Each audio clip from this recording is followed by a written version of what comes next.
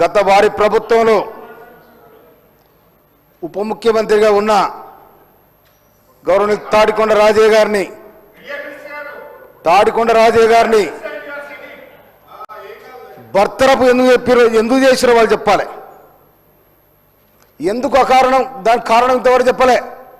నిండు సభలో మీరు ఆనాడు మంత్రులు ఉన్నారు, బర్తరపు ఎందుకు చేసిరో చెప్పాలి. ఆయన ఏం తప్పు చేసిండో కూడా మీరు ఇంతవరకు చెప్పలే.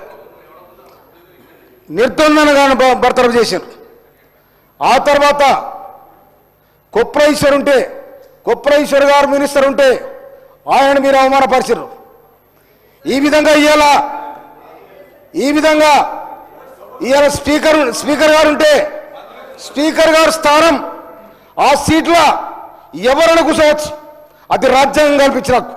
కానీ ఇవాళ ఒక దళిత స్పీకర్ ఉండని చెప్పి అంత హీనంగా మాట్లాడు ఏందండి ఇది? అందుకోసం ఆ సభ్యులు ఎవరైతే ప్రవర్తించారో ఆ సభ్యులు నిర్దోషంగా సభ్యత కట్ చేయాలని మనం చేస్తా ఉంటాం. Thank you.